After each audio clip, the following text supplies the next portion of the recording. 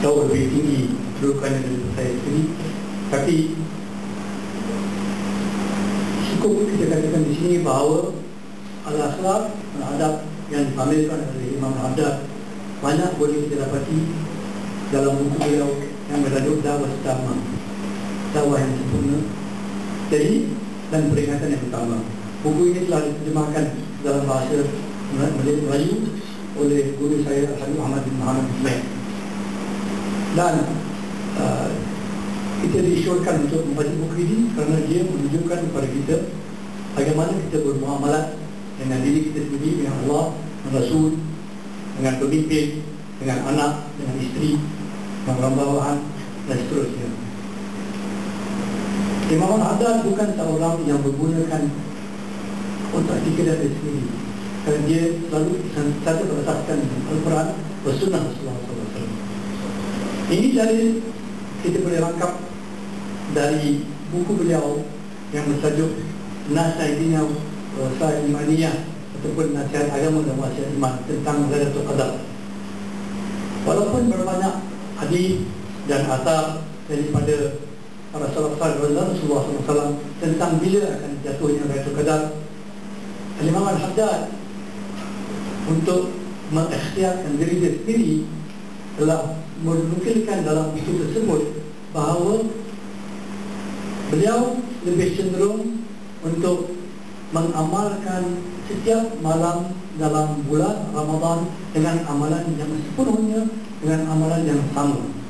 Dan beliau mensyurkan kita buat begitu juga, kerana kalau kita berbuat begitu, kita tidak akan ditinggalkan oleh Lailatul Qadar.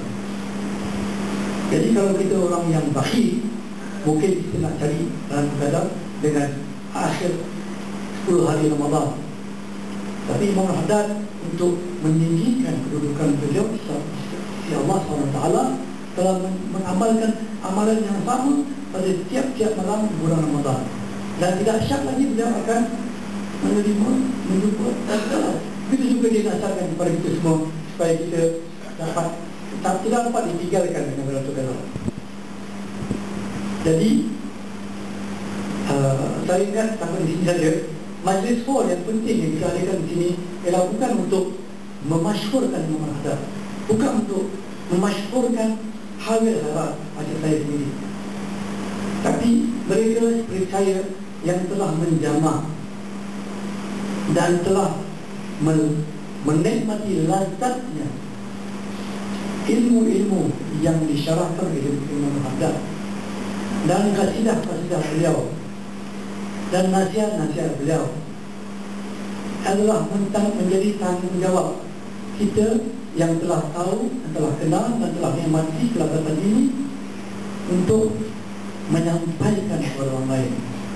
Jadi malam ini kita mengadakan hall di sini untuk kamu kenal dengan Imam Haddad. Beliau kata yang saya kata tadi bahawa siapa yang aku kenal, aku tidak akan lepaskan dia. Jadi semoga kita ini menjadi orang-orang yang tidak dilepaskan oleh Imam Haddad. Dan haul ada yang bimbang, haul ini bukan perkara yang dilakukan oleh Rasulullah SAW. Maka ketahuilah bahawa Rasulullah sendiri yang mengadakan haul sahabat-sahabat beliau yang meninggal di Gunung Uhud, dan dibawa sahabat-sahabat yang masih hidup ke Gunung Uhud untuk mengingati perjuangan mereka yang gugur di peperangan Uhud tiap-tiap tahun. Dan perkataan haul itu juga digunakan oleh Rasulullah dalam hadis yang sama seperti yang saya dengar oleh sahabat saya Al-Habib Rahman bin Syed Asagaf daripada Pasuruan dalam syarahan beliau beberapa hari lalu. Jadi haul itu tidak heran, tapi kita cuma khususkan haul pada mereka yang layak. Jadi kita layak, Al-Habib Rahman layak untuk diadakan haul. Bukan nama dia. Ketahuilah beliau tidak mahu menjadi masyhur, beliau tak ingin menjadi masyhur. Kecintaan beliau hanya dengan Allah SWT. Dia tidak mahu menjadi masyhur. Begitu juga dengan kami dari pihak Allah. Tapi hikmat yang kita diarah untuk menyebarkan pengenalan tentang Imam Al-Haddad ini ialah untuk memanfaatkan masyarakat di Malaysia ini khususnya. Sebab kalau kita lihat pengenalan tentang Imam Haddad di Indonesia, di Singapura, di Brunei, di London, di Europe, di Scotland, di Amerika Syarikat, tidak, dan tak termasuk negeri Arab. Tidak ada halaqah ilmu yang tidak ada muridnya memegang buku Imam Haddad.